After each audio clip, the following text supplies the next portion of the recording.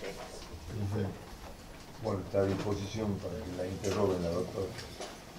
Doctora, la felicito.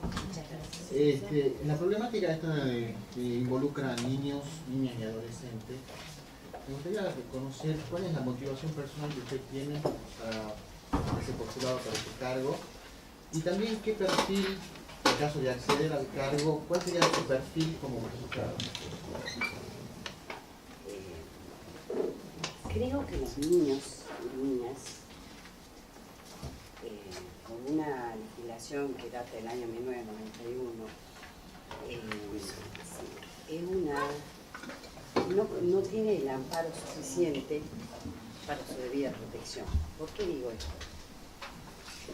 Porque cualquier persona que se encuentre privada de su libertad tiene el fiscal y el juez términos para designar su situación procesal y para determinar el dictado o no. En cambio, el juzgado de menores, el juez de menores, es muy discrecional del juez de menores resolver el tiempo que puede estar en una institución menor. Ahora bien, creo que los niños de nuestro país y de Tucumán necesitan una debida representación. Creo que deben ser protegidos. Creo que tenemos que acompañarlos en una debida estructura para poder mediar. El nuevo Código Procesal habla ya de una mediación en cuestiones del juzgado de menores, que me parece fantástico realmente. Es muy necesario poder mediar en estas situaciones, porque esos niños están muy desamparados, sinceramente están muy desamparados. Muchos hablan por las cuestiones que tenemos, la publicidad, de que estos niños ahora se han cometido situaciones de homicidio y demás cosas, que hablan de bajar la edad de imputabilidad del menor. Mi posición es, no sé si me la preguntarán en algún momento, pero digo adelanto, no estoy de acuerdo, porque creo que eso no es una solución. Es lo mismo que poner una curita en una herida, porque no vamos a lograr absolutamente nada. Y las estadísticas han demostrado otra cosa. Hay una estadística que ha hecho el Poder Judicial de la Nación, en donde de las 26.067 causas que tuvieron involucrados menores de delitos dolosos, solo el 0,5 ha sido perpetrado por menores. Se pone la necesidad de proteger a esos menores. ¿Cómo vamos a desprotegerlos al revés? O sea, vamos a bajar la imputabilidad del menor y vamos a perjudicar a ese niño cuando la función del juez, y lo que yo haría si fuera juez, la función del juez es protegerlo a ese menor, es lograr una mediación, es lograr que se vuelva a reinsertar en la sociedad, que tenga las posibilidades que tienen tantos otros niños que ellos no las tienen por las situaciones especiales que viven. Entonces creo que es necesario ayudar en esto, ya sea dentro de lo mínimo que pueda hacer un operador de la justicia como es el juez. Somos un auxiliar de la justicia, somos auxiliares, y en base a eso tenemos que ayudar o poner nuestro granito de arena. Ayer estuve en una conferencia fantástica, realmente fantástica,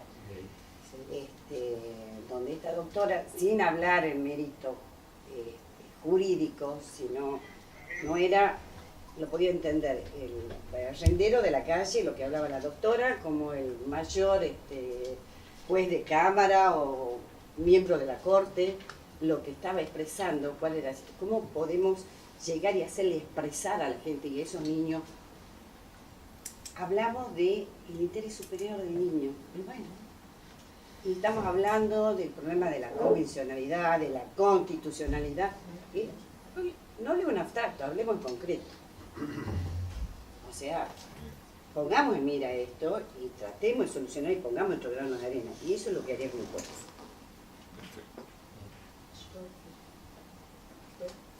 ¿Qué tal, doctora? Sí.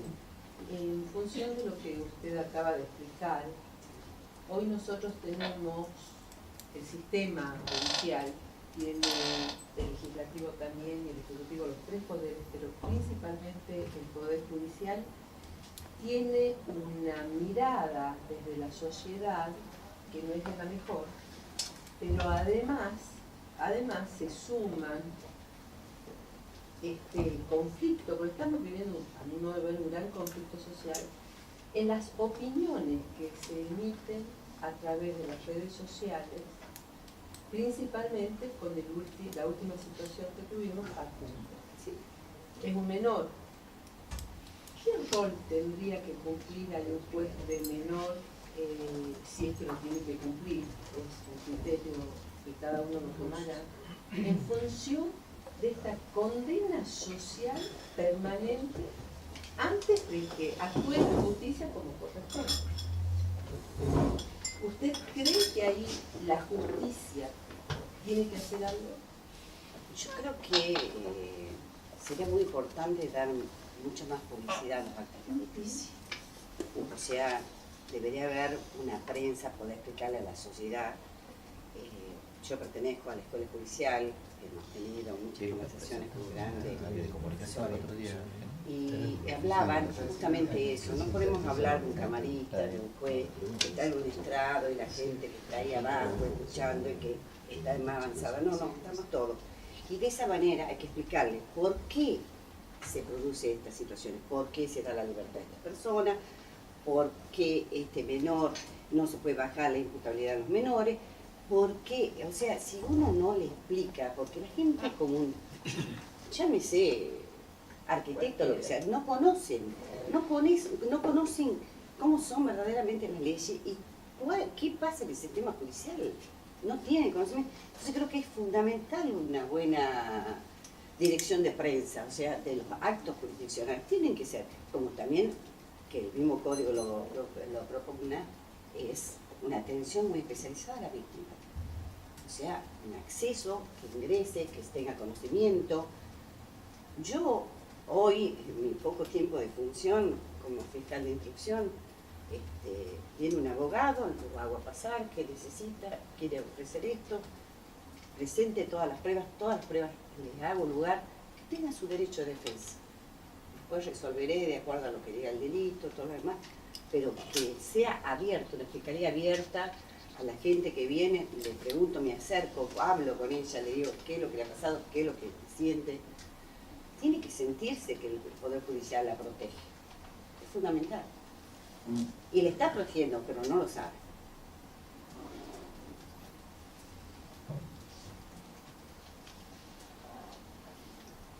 No estoy pensando porque es muy bueno lo que acaba de mencionar. De acuerdo a la Constitución y a la situación real, a las circunstancias que nos rodean, ¿usted cree que hay que invertir en los lugares donde se van a alojar a los menores? Hay que invertir tanto. La verdad, ¿En qué? tengo que dar... ¿En qué? Perdón, pero siga. Sí. ¿En qué? Sí. Yo creo que es fundamental una inversión en ese tipo de lugares. Nosotros queremos reinsertarnos en la sociedad. Lo podemos reinsertar en una habitación donde están todos pintados, donde queman sus colchones, donde no tienen un lugar digno para dormir esos niños. Tenemos que invertir, esto es un trabajo en conjunto entre los poderes, porque así debe ser. ¿Solo hay que invertir en infraestructura? Eso No tan solo, no tan solo en infraestructura, o sea, hay que darle un programa a esos niños para poder volverlos reinsertados, permitirles que tengan un estudio, permitirles que puedan tener, hay niñas, hoy está en pugna tantas cosas como el aborto, todos estos temas candentes, y esta niña o este niño que ha estado en una situación conflictiva con la ley, si nosotros lo ponemos en un lugar encerrado, donde no tiene las condiciones de sanidad adecuada, de infraestructura, sumado a que no hay un debido programas de estudio para esos niños y posteriormente para poder reingresarlo o ver la forma de acogida en otras familias o en gente, tanta gente que quiere tener niños, pero hay que buscar la forma. Oficio para los niños grandes. Por supuesto, tienen que darle prácticas de oficio. Lo que menos existe en esta provincia hoy en día es conseguir a alguien que te haga un oficio. Llámese electricista, carpintero. Si uno le diera todo ese tipo de talleres a los niños, uno sabe cuando el niño, la persona grande o quien sea, trabaja y no piensa. Es justamente en la vagancia o en el no hacer nada es donde se producen todas estas situaciones de riesgo para la sociedad y para ellos mismos. ¿Alguna otra pregunta? A propósito de este tema que estamos hablando, sin ser un conocedor de la materia, uno conoce por los medios de difusión que, por ejemplo, en el Instituto Roca, el nivel de reincidencia es entre 5 y 17 veces. Sí. Eso es un dato que nos está dando que el sistema no camina. Por ahí no pasa, en función de cómo está manejado hoy, la perspectiva de aquella reinserción en la sociedad al niño que ha intervenido, digamos, ha participado de una situación dolosa, delictuosa, ¿sí? Sí. ¿Qué haríamos como juez de menor respecto de ese estado de situación? Bueno, porque si nosotros repetimos la conducta inveteradamente vamos a tener la misma respuesta, ¿sí? Bueno, el juez de familia tiene muy buenas oportunidades para, primero, pedir un nivel habitacional, para pedirle, ya no se llamaría medidas tutelares con el nuevo código, medidas tutelares, como para que asista a un colegio. ¿Puede la Cámara designarme, doctor, una responsabilidad penal y yo como juez menor decir, no, este niño es posible que se reinserte? Y de esta manera, como considero que se puede llegar a reinsertar, va a tener, dándome informes mensuales, ponerle en un colegio que termine el primario, que termine el secundario. O sea, se vuelve el nivel de reincidencia porque ese menor está en un lugar que no, para mí, yo considero que no tiene la calidad que debe tener y no existen los oficios necesarios como para darle apertura de nuevo al ingreso a la sociedad, ¿verdad? Entonces, el juez menor tiene todas esas facultades para lograr dar el grano, como les digo. El juez puede dar el grano, no voy a decir que el juez puede hacerlo todo, puede ayudar, poner ese granito de arena, que tienen que hacerlo no tan solo el juez de menores, sino la sociedad en sí, llámese poder legislativo, poder judicial, poder ejecutivo. Doctora, otra pregunta en función de lo que surge acá. ¿Usted cree que hay una tendencia a una victimización de la pobreza?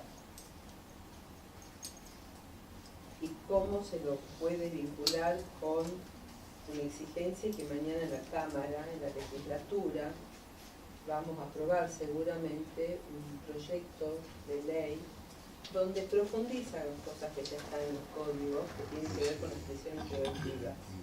En el caso del menor, ¿cómo lo ves? Son dos elementos, la victimización de la pobreza y la prisión preventiva. Bueno, el tema de la prisión preventiva juega muchísimos factores. A ver, yo creo que la sociedad está reclamando mucho en Tucumán. Estamos en una sociedad violenta, que ya hace justicia por mano propia. Como usted bien lo dice, no podemos revictimizar la pobreza. Hay gente totalmente carenciada a la que todos nos debemos. Yo como ciudadana, no como fiscal, sino como ciudadana, nos debemos en aportar en solucionar los problemas de esta gente que está en estado absoluto de pobreza. Como le digo, la prisión preventiva debe ser un trabajo en conjunto pensando, primero escuchando a la sociedad lo que quiere, está reclamando. La sociedad, sin lugar a dudas, reclama el tema de los motochorros, reclama el tema de que, como bien lo dicen ellos, entran por un lado y salen por el otro, porque es La puerta giratoria. la puerta giratoria que hablan constantemente. Bueno, como yo dije, todo es un conjunto, ¿no? Con adecuada prensa por parte del Poder Judicial se podrá expresar en qué motivo, en qué casos no se dicta una prisión preventiva, porque es una cautelar excepcional y que debe verse en qué casos sí corresponde y en otros no va a corresponder, porque estamos afectando. Ahora, con un sistema adversarial, que lo veo ahora que se empiece a ejercer ese sistema adversarial, los dictados de la prisión preventiva, cuando termina de discutir si es excepcional, pero si debemos o no aplicarla, porque va a ser tan rápido el proceso que la persona va a tener un resultado ya determinado en relación a su situación personal con respecto al delito.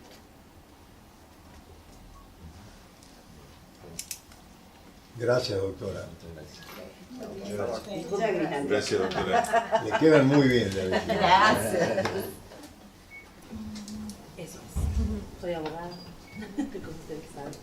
¿Qué antigüedad tiene el ejercicio Y profesional? bueno, yo estoy desde 1993 ejerciendo ahora la profesión libre y soy, como dicen normalmente, una abogada de pasillo. Eso es. Aprovechando eso que dice una abogada de pasillo, Sí, y atento a la temática que tiene esto que es los niños, niñas y adolescentes, sí. nos gustaría saber cuáles son las motivaciones por las cuales quiere dejar el pasillo Ajá. e ingresar al Poder Judicial, Bien. y si llegara a ingresar, ¿cuál es el perfil que usted le pretende dar a cargo después del menor? Me parece una pregunta realmente muy interesante. Quisiera no extenderme para no cansarlos. Yo tengo una vocación de servicio hacia la justicia. Amo el derecho penal del menor. Creo que estoy capacitada, que tengo la experiencia de los años. Son muchos años que he estado en el ejercicio de la defensa de los derechos penales del menor. He sido una de las pocas abogadas que realmente ha vivido el pasaje de la historia del derecho penal desde 1993 hasta la actualidad. He vivido el sistema anterior a la protección integral del menor, o sea, la doctrina irregular, la ley esta de 1919, la ley de patronato, sí. He vivido toda la evolución del sistema penal de menores. Miren, no tan solo tengo la vocación, la experiencia, la capacidad para estar a cargo de un juzgado de menores. Tengo un deseo muy grande y esperaba mucho estar aquí con ustedes para explicarles mi deseo, porque de algún lado sale la vocación. Era muy chica y ya me vestía con la toga de abogada. Y era la jueza. Y mi hermano, que es más menor que yo, generalmente era el imputado, así que lo condenaba eternamente. Por supuesto, no es mi intención hacer esto en los juzgados de menores. Yo ingresé a los 15 años a la Universidad Católica Santa María de la ciudad de Arequipa, Perú. Y un viejo profesor muy sabio me preguntó: Aurora, ¿qué pretendes tú hacer cuando seas abogada? Y entonces yo, mirándolo a mi viejo profesor, le dije: tengo la utopía de estar a cargo de muchos problemas con menores en conflicto con la ley. Y me dijo: ¿por qué utopía ahorita? Me dijo. Le digo: porque es tan difícil el camino. Y me dijo: no, Aurora, ya has empezado a caminar en ese camino. ¿Quién me iba a decir a mí que yo me iba a dedicar a la defensa de los derechos penales de los menores en conflicto con la ley? Y he vivido una guerra que ustedes no tienen idea lo que yo he vivido en la defensa del derecho del menor. Muchas veces he sido objeto de burlas, porque me decían: ¿qué pretende usted con el menor? ¿Qué quiere llevarlo al Gran Hotel? En ese tiempo no existía el Catalina. ¿Qué quiere? Piletita, sauna, ¿qué quiere? Y entonces le digo, en lo posible, pues si ya estamos con la ironía, en lo posible, quiero mejoras para mis niños. Nunca, jamás me olvido el día en que yo presenté un recurso de habeas corpus ante el doctor Sotoli, que era juez de instrucción, y estaba el doctor Diego López Ávila como secretario, donde funcionaba, donde era la jefatura de policía, y en la calle Italia estaba la alcaidía de menores, y estaban custodiados por personal del sistema penitenciario. Y yo estaba pero fuera de mí, porque no podía concebir que los niños estuvieran en esas condiciones, ¿no? Sujetos de las manos, colgados. Una cosa es contarlo y otra cosa es vivirlo. Pero tuve la suerte de que el doctor Sotoli era una persona muy callada, el doctor, un buen juez. Mientras yo dejaba el escrito, él salía por la puerta. No me había dado cuenta y yo seguía discutiendo. Y el doctor Sotoli descubrió que yo estaba diciendo la verdad y bueno, se cerraron esas condiciones, la Corte implementó nuevas medidas, vino un subsidio para la nación, se modificó el sistema de alojamiento en el Instituto Roca y bueno, propulsé la instalación de personal capacitado en el sistema de adicciones. La pusieron a la doctora Susana Viale. Y yo estaba muy contenta, pero el día que ella asumió, les comento, había una capacidad enorme de alojamiento de niños, casi 100 había en la Roca. 100, ese era el número, 100. Entonces, como no había espacio, los habían puesto en un sector del Belgrano. Y entonces alambraron todo el Belgrano. Y yo decía, ¿pero para qué hicieron esto? Es para que no se fuguen, dice. Y entonces subí la humedad en el piso. Pongo la mano en la pared y siento el temblor. Habían electrificado las paredes. Ay, fue otro problema. Tuve que recurrir de nuevo a los jueces de menores, de nuevo a la justicia para que me saquen electricidad. Esa ha sido la lucha durante estos últimos años. Y ahora estoy peleando porque no pueden tener camas de cemento con unos colchones así. No son pues los correctos, ¿no? Para la protección del niño. Entonces, díganme si no tengo experiencias vividas con los menores. Hasta la fecha, el trato, perdónenme, doctor Estofán, perdónenme, señores, sé que ustedes han bregado por la defensa de los derechos, se han hecho muchas modificaciones, hay una ley muy interesante en vigencia en la provincia, que es la 8293, hay un protocolo que ha sancionado recientemente la Corte en 2015, que es la acordada 560, si mal no recuerdo, donde se establecen las condiciones que se deben dar para los niños que están con problemas o en conflicto con la ley. O sea, sé que se han ocupado permanentemente de estos niños que tienen esta problemática. Así que me siento muy motivada, señor doctor, me siento muy motivada. Y si me emociono mucho, tengan ustedes en cuenta que estoy hablando con Martin Luther King, tengo un deseo. No sé si les he contestado. Y creo que la otra respuesta es, la otra pregunta es... ¿Qué perfil tendría usted como consejero? Estamos bien.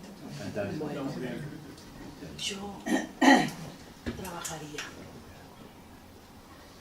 permanentemente en coordinación con la Dirección de Niñez, Adolescencia y Familia, por supuesto con la Corte, no voy a decir que no. ¿Entiende? Quiero mejorar la parte legal, la parte jurídica. No me voy a meter en las cuestiones de las necesidades básicas insatisfechas, porque ya lo dijo Maribelov, los jueces de la justicia penal de menores no deben involucrarse en la satisfacción de los derechos, pero desde el punto de vista que lo tengo a disposición, desde el punto de vista que lo tengo tal vez con alguna restricción de libertad, tengo que ser el contralor de la legalidad y de la constitucionalidad de la investigación y de la situación en la que se encuentra este menor. Entonces, lo único que yo puedo ofrecer como juez es mi vocación, mi amor hacia el derecho penal del menor y, por supuesto, mi experiencia, mi capacidad, mis ganas de trabajar en forma conjunta, que es lo que siempre he reclamado, porque solo no puedo hacer nada, sola no sirve. Entonces, como he vivido esto, sé que sola no puedo hacer nada, y es la realidad. Doctora, Sí. ¿Cuál es su opinión con respecto al proyecto de la baja de imputabilidad en la niños, niñas y adolescentes? Bueno, en el 2008 se me hizo una entrevista en La Gaceta como especialista en Derecho Penal del Menor sobre esta idea de bajar la punibilidad de los niños y adolescentes, la cual, por supuesto, no la compartí. Esto ha surgido de nuevo, esta idea nuevamente en el 2017, cuando el ministro Garabano, que es el ministro de Justicia y Derechos Humanos, convoca para hacer una reforma, se convocan 8 mesas. Bueno, tal vez yo no soy una autoridad muy suficiente, idea que no comparto, por favor, no comparto, ¿sí? Porque sería una regresión a los derechos humanos y eso, bien. Y en vez de darle una solución a la problemática de la seguridad, creo que no. La pena, el derecho penal del menor no se ha dado por razones de índole de defensa social, sino el principal objetivo y la finalidad que tiene el derecho penal del menor es la reinserción social del niño y de que éste cumpla una función constructiva dentro de la sociedad. Fíjese usted que la escuchaba a Esmeralda Arazumenda de Troitiño, que es la vicepresidenta de la Comisión de Derechos Humanos, y que también participó de estas mesas que convocó el doctor Garabano, y ella manifiesta que tanto re no sirve, que tiene que ser integración. ¿Por qué re? Yo también comparto eso de re, no me gusta. Tiene que ser integración para la sociedad, integración. Comparto, no está dada la solución para el conflicto que tenemos, no tan solo en Tucumán, sino en el país, en América, de la violencia, de los hechos delictuales, de la seguridad, con bajar la punibilidad. Fíjense que leí un artículo de que Nueva York, en vez de bajar, había subido la edad de la punibilidad, lo cual a mí me llamó la atención, pero bueno, no la comparto, porque no va a solucionar absolutamente nada. Al contrario, va a agravar. Creo que la sociedad adulta, como también decía la señora Troitiño, no es consciente, está actuando en forma irresponsable de querer dar la solución por encerrarlo a estos chicos. No es así. Esa no es solución. Mi pretensión, también como juez, doctor, quiero decirle, es poder salvar de los 10 por lo menos uno. ¿Me entiende? Y así creo que me voy a sentir útil como ser humano, como profesional y como cristiana sobre todo. Sí. Sí. ¿Qué tal, doctora? ¿Cómo le va? ¿Qué tal, señora? ¿Qué cree usted que nos hace falta como sociedad para que los menores no entren en conflicto con la ley? Por favor. Sí, efectivamente nos falta políticas. Eso no le corresponde al juez, pero el juez también debe dar su opinión, ¿no? Políticas inteligentes, políticas Como por ejemplo, y que nos reunamos, Poder Ejecutivo y Legislativo, y debatan la situación. ¿Me entiende? Necesitamos pautas socioeducativas para ver dónde hemos fallado. ¿Me entiende? Porque en algún lugar hemos fallado. Yo creo que hemos fallado, y si me equivoco, usted es especialista, señora licenciada, creo que hemos fallado en la parte de educación, con todo respeto, porque los niños, ¿a qué van a la escuela? tanta deserción escolar que hay. Y esto que les estamos ayudando de alguna forma, tenemos que entrar a analizar con especialistas, psicólogos, sociólogos, asistentes sociales, pedagogos, para ver por qué hemos fallado en la educación. El gran problema que tenemos en Tucumán es la educación. No hay deporte, no se incentiva el deporte. El deporte es fundamental para el crecimiento de los niños. El niño es una persona en desarrollo, ¿ah? Es decir, que está en una formación biológica que todavía no se ha concluido, ¿me entiende? Entonces, ¿cómo le ayudamos? Porque para eso estamos, para asegurar y para garantizar el bienestar de este niño. Y entonces tenemos que aplicar políticas socioeducativas y hacernos un replanteo desde dónde debemos partir. Porque si nosotros sanamos una sociedad pequeñita como son los niños, vamos a tener éxito como sociedad. Yo tengo muchas esperanzas de que tengamos éxito como sociedad, porque esta situación de estar reunidos, de estar convocados para ver la problemática del niño, a mí me enternece y me hace muy feliz. De veras que sí.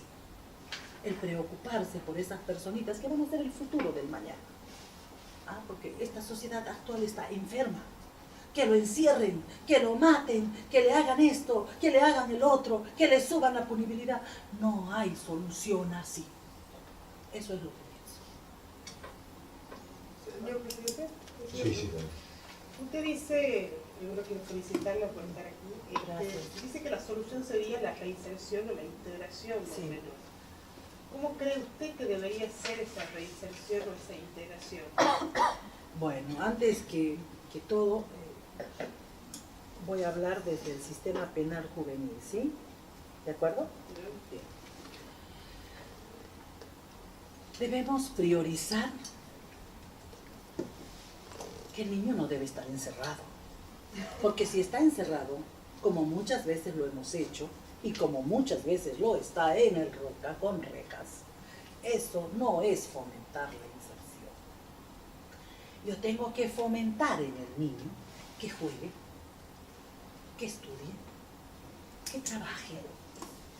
Las medidas alternativas de las reglas de la Convención de los Derechos del Niño, o sea, las reglas de la RIAD, las reglas de Beijing, las reglas de La Habana. Tengo que implementar todos los instrumentos jurídicos que tengo en la Convención y en estas reglas, ¿no? En la 26061 y en la 8293. Tenemos una exquisitez legislativa internacional, local y nacional, como para poder agarrar esos instrumentos y comenzar de una vez por todos a ayudar a estos niños.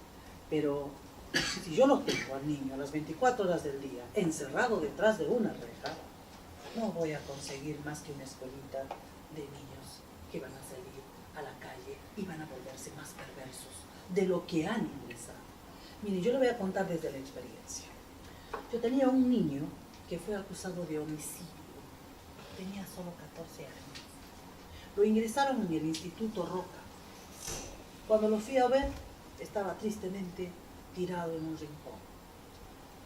Le suplicaba que me entreguen al niño, que me restituyan porque tenía problemas renales. Estaba en un proceso de tratamiento de riñones ese niño. Era un niño sano, un niño bueno. No cometió el hecho delictivo, van a decir, porque es la defensora. Bueno, con el tiempo salió que era un niño que no había cometido el hecho delictivo por imperio del 359 inciso primero, no por el tema de la inimputabilidad. Pero para esto ya ese niño fue a la escuelita del Roca. ¿Cómo salió?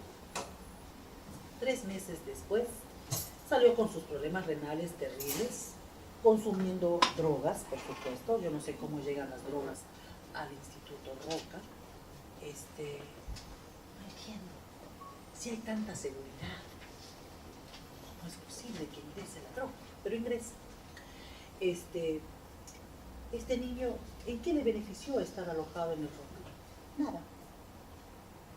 Tal vez si él hubiera recibido contención, tal vez si él hubiera recibido actos de recreación, tal vez si él hubiera recibido la contención de salud, tal vez si él hubiera recibido actos de recreación, tal vez si no hubieran sido tan severos con la familia para el régimen de visita, tal vez si lo hubieran llevado a este niño para que vea a sus hermanos que estaban en el sistema penitenciario en Villa Urquiza, tal vez, si se hubieran cumplido sus derechos reconocidos en la Convención de los Derechos del Niño, este niño hoy no estaría en el penal de Villa Urquiza. Esa es la opinión que yo tengo. Quiero cambiar, pero con actos que no sean aislados, porque por ahí va a sonar como dictadura, va a sonar medio feo. Tienen que ser coordinadas, porque si no hay acciones coordinadas en este tema tan especial, no vamos a conseguir nada. Vamos a seguir empeorando la situación. Esa es la cruel realidad que tenemos y que tenemos que enfrentarla en forma seria. A mí me gustaría, si llegara a ser juez, me gustaría tener un buen equipo interdisciplinario, un asistente social que no esté acá. ¿Cómo te llamas? Ah, me llamo fulano de tal. ¿A dónde vivís? ¿Cómo tienes? ¿Cuántas? No. Tiene que ir la asistente social y verme dónde vive el menor y cuál es su grupo y cuál es su problemática, in situ, en el lugar. La asistente social tiene que tomar contacto, no llevarse de lo que diga el ROCA. El ROCA tiene 8 psicólogos y creo que 7 asistentes sociales. Pero bueno, yo tengo mi equipo interdisciplinario en el juzgado. Tienen que salir a trabajar. ¿Ah? Por eso queremos una justicia especializada. Que todos en este encuentro que ha habido en Buenos Aires han coincidido que quieren que el sistema del régimen de responsabilidad penal juvenil tenga la especialización. Y eso es lo que se debe primar, la especialización. El niño necesita un trato digno, dignificarle la vida, para que de esa manera comprenda que la vida es otra cosa. La vida es linda, pero imagínense estos niños de dónde vienen. Me olvido una vez que le digo a un cliente, oye, me voy a la cárcel, le digo, ¿sabes qué? Aconséjale a tu hermanito que está en el ROCA, que no vuelva a delinquir, qué sé yo. Y entonces el hombre me contesta, mira doctora, deje de molestar. Tiene que aprender el oficio. Ay, qué dolor en mi corazón, bajé la cabeza y volví a salir. Y a mí me entristece, todo el tema de menores me entristece. Yo hago mucho derecho penal, de adultos, pero también de menores. ¿Ah? Y recuerdo también que otra anécdota que tengo, o sea, el núcleo, la base, a veces también está mal la familia. Hay que ayudar a la familia, ¿me entiende? Para ver, porque tampoco lo puedo desligar al niño de la familia. Ah, no, ya no, más no va a ser tu papá ni tu mamá. No, no puedo hacer eso. Constitucionalmente no lo puedo hacer, ni por los convenios, ni por las leyes. No puedo desprenderlo de su núcleo familiar. Entonces tengo que ver la manera y que me lleguen los informes. ¿Y cómo me van a llegar los informes? Claro, si tengo un asistente social y una psicóloga y hasta una psiquiatra con especialidad en drogas para que me diga la razón, qué es lo que le pasa al niño, por qué actúa de esa forma. Tener un contacto directo con el niño, decirle, mijo, ¿qué me le pasa? Priorizar la salida del niño, que sea lo más rápido posible que se desprenda del juzgado, pero ver cómo lo puedo ayudar, aplicar las medidas alternativas. No es tan fácil, no, que delinca, no. Hay que ponerle un pero, hay que decirle, no, yo estoy acá para proteger tus garantías y tus derechos, no para decirte que vayas a delinquir. Y entonces para eso tengo las alternativas. Ustedes saben que una vez, antes de que empiecen todas estas reformas del Código Procesal, la Corte había implementado una especie de piloto de mediación penal. Y me recuerdo que en ese tiempo se le encomendó al doctor Hugo Felipe Rojas, que es actualmente creo que está como, sí, que es excelente el doctor Hugo Felipe Rojas. Y él nunca hizo penal, pero es un excelente mediador. Y me llevó una causa penal en excelentes condiciones donde los padres quedaron comprometidos a solucionar la problemática de los jóvenes. Y eran personas comunes, o sea, no eran clases sociales altas, sino gente de los barrios que nosotros manejamos esta situación de conflictos con la ley. A mí me tocó también solucionar un conflicto en personas de clase alta social. Eran unos muchachitos que entraron, hicieron un desmán en una casa de campo, se tomaron los alcoholes, las bebidas, rompieron los cuadros de alto costo, pintaron las paredes, bueno. Y entonces los padres me dijeron, doctora, no queremos que ingrese al ROCA, medio difícil en aquella época. Permítanme ver cómo lo solucionamos. Y entonces hablé con los 6 padres que eran, me acuerdo, y con la víctima, y tratamos de conciliar. Todavía no estaba en aplicación de conciliación. Pero ese también es un método alternativo, la indemnización del daño, la amonestación. Sí, perdón. Muchas gracias. Nos hemos deleitado con su exposición, nos ha pasado muchísimo tiempo, Sí, te ruego mil pero disculpas. Pero le agradecemos ansiaba llegar ampliamente. tanto a este momento. Doctor, Sí, por cuestiones formales le pido que se presente. ¿Quién es usted y a qué se dedica? perfecto. Yo soy el doctor Federico Moikens. Actualmente soy ayudante defensor en la Defensoría Oficial Penal de la 9ª nominación. También soy docente de un curso, soy jefe de trabajo práctico en la Facultad de Derecho de la Universidad Nacional de Tucumán. ¿En qué materia? En la práctica tribunalicia. Ayudante fiscal, ¿en qué fiscalía me dijo? Ayudante fiscal en la Defensoría Oficial la Penal de la 9ª nominación. O sea, desempeño el cargo de prosecretario y la función de ayudante judicial, de ayudante Bien. defensor. Está entendido. Bien. Doctor, Sí, queríamos saber cuáles son las motivaciones por las cuales usted ha confeccionado este cargo frente a la problemática de niños, niñas y adolescentes. Sí. Y en caso de acceder, ¿cuál sería el perfil que usted le daría a la función de juez de menor? perfecto. La motivación, digamos, principal que tengo es, en primer lugar, soy un apasionado del derecho en toda su amplitud, digamos, ¿no? Por eso casualmente también me desempeño como docente, porque es como un hobby de alma, aparte de lo cual vivo, ¿no? Y considero que la justicia hoy está en un momento clave. O sea, la sociedad clama por jueces que estén cerca de ellos, que los comprendan, jueces proactivos, digamos, que estén cercanos a la realidad y no ajenos, digamos, encerrados en un despacho. Y creo que ese representa un gran desafío hoy en la sociedad. Básicamente, y sobre todo en la parte del foro penal, está el gran desafío, digamos, de la entrada de un nuevo Código Procesal Penal, digamos, que si bien no aborda acabadamente el proceso penal juvenil, porque lo óptimo sería la sanción, y creo que en algún momento se va a dar, creo que modifica o modificaría ya el actual régimen penal, digamos, del juvenil, y haría que los jueces terminen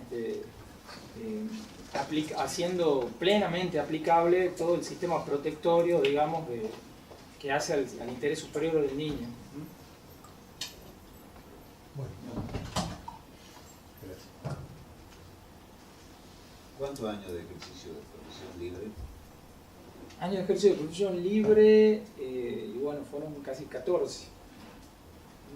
En el medio me desempeñé también como subsecretario de Seguridad, que es la Secretaría de Convivencia Ciudadana en la Municipalidad de Tafí Viejo. Renuncié a ese cargo para asumir, digamos, el cargo de ayudante de defensor oficial penal, digamos, que fue por concurso también. Claro, sí. Todo eso ha sido por concurso. Exactamente. Ahí, a partir del nuevo Código Civil, aparece una figura novedosa que es el abogado del niño. Sí. Bien. El abogado del niño es sin duda una figura muy interesante, está regulada creo que en uno de los primeros artículos del Código Civil. Y si bien hay un fallo el año pasado de la Cámara de Apelaciones en Instrucción Penal, que aplicó por primera vez, digamos, en el proceso penal la figura del abogado del niño. inclusive comenté ese fallo en la revista La Ley Noa, que salió en el ejemplar de diciembre, pero básicamente a lo que apunta la pregunta, el abogado del niño representa, por así decirlo, los intereses particulares de los menores, de los niños, niñas y adolescentes. No hay que hablar más de menores, hay que erradicarlo del vocabulario. Y digamos, es una función muy importante, y por ahí, digamos, alguien que no tiene mucha experiencia en la temática dice, pero bueno, a ver, ¿cuál es la diferencia entre el abogado del niño y el defensor de menores? ¿En qué se diferencia? Y básicamente hay una gran diferencia entre uno y otro, porque el defensor de menores de por sí hace al contralor público, por así decirlo, de todo el bagaje normativo que implica el microsistema de protección integral de los niños, niñas y adolescentes, mientras que el abogado del niño hace básicamente al derecho de que el niño sea escuchado y tenga participación en un proceso. No es muy común, digamos, que se aplique dentro del proceso penal, porque de por sí lo que viene diciendo la jurisprudencia de la Corte de la Nación es que el abogado del niño va a proceder en tanto y en cuanto exista algún tipo de interés divergente entre los propios tutores o padres del niño y el propio niño, ¿no? El caso que yo les comentaba dentro de lo que era en el proceso penal se dio con una particularidad, porque ustedes saben que lo que es el proceso penal juvenil, digamos, no se puede asumir el rol de querellante. Como no se puede asumir el rol de querellante, digamos, acá la víctima, que era una niña también, casualmente los dos eran niños, el imputado y la víctima, pretendió casar la sentencia de la Cámara, la sentencia, digamos, que había dictado la Cámara, donde de alguna manera estaba dando por terminado el conflicto, y la Cámara, si bien la chiquita había deducido había pretendido asumir, el rol de querellante, no le habían hecho lugar, obviamente por una cuestión procesal, invocó muy astutamente, digamos, la figura del abogado del niño y terminaron casando la sentencia, digamos, a través de esa figura. O sea, no le hicieron lugar como querellante, pero le permitieron casar la sentencia a través de la figura del abogado del niño. O sea que es un fallo bastante novedoso, y le diría que yo creo que ni siquiera la propia Cámara se dio cuenta de la relevancia del fallo que dictó, digamos, que no es un fallo muy extenso, pero que abre un gran debate y una posibilidad enorme a la aplicación de la figura. En el foro penal. En el foro penal, por supuesto. Sí. ¿Alguna otra pregunta? ¿Qué opina usted de la baja de la imputabilidad del juvenil? Bien. Opino que se está equivocando el foco de la cuestión. Básicamente se está focalizando en la edad del menor, que en primer lugar, digamos, es una cuestión personal. Nosotros seguimos la evolución del derecho penal. El derecho penal viene avanzando de un derecho penal de autor a un derecho penal de acto. Es decir, un derecho penal que deja de lado todas las condiciones personales del menor para situarse en qué es lo que hizo el adulto o el menor, niña adolescente, en este caso, como para juzgarlo, imputarlo y someterlo a un proceso penal. Eso por un lado, digamos, y por el otro digo que se está perdiendo, digamos, el foco en sí de que se trata de una tragedia social, de la cual principalmente toda la sociedad es un poco responsable de que un menor o de que un niño, niña o adolescente incurra en un delito, ¿no? Creo que llama una reflexión, por eso hablo de una tragedia social por parte de toda la... Y paradójicamente, y si lo podemos vincular con otro tema, que está también en boga y en polémica con el aborto, digamos, de pronto resulta que el niño, niña, adolescente que incurre en un delito, si uno lee los trascendidos, digamos, periodísticos, dicen uno menos, de pronto, por suerte, otro un motochorro menos, lo que sea, y ese no parece tan persona como la persona que se está intentando tutelar o proteger en el aborto, ¿no? Es como una paradoja que llama una reflexión en toda la sociedad, digamos. Sentándose en el juzgado, sentándose en el juzgado. Sí. ¿Cómo arma el juzgado de menores? Bien. La verdad que antes de venir a esta entrevista, me tomé el trabajo. Primero intenté buscar datos en el mismo juzgado, pero no me fueron provistos. Con lo cual me remití, digamos, al cuerpo de auditores de la Corte y también a la Oficina de Estadística, ¿no? Para tener una idea de cómo estaba conformado acabadamente el juzgado, qué personal tenía y cuáles iban a ser las necesidades del juzgado a partir de eso para poder saber qué es lo que hay que hacer. El juzgado está compuesto obviamente tiene un juez, un secretario, tiene 2 prosecretarios, de los cuales hay una de las prosecretarias, digamos, está básicamente abocada a lo que son las visitas en los dispositivos a los niños, a los adolescentes. También cuenta con 7 administrativos, personal administrativo, cuenta con un cuerpo interdisciplinario conformado por un psicólogo que es el licenciado Sosa Padilla y por un asistente social que es Paola Salazar, que son los encargados que una vez que se hace la disposición, se toman medidas de disposición provisoria del menor, los encargados del seguimiento de esas medidas, y tiene una ordenanza. No tiene un relator el juzgado. Y algo que me llamó la atención, en realidad, y me desempeño en el foro penal, es que los juzgados de menores no trabajan en feria.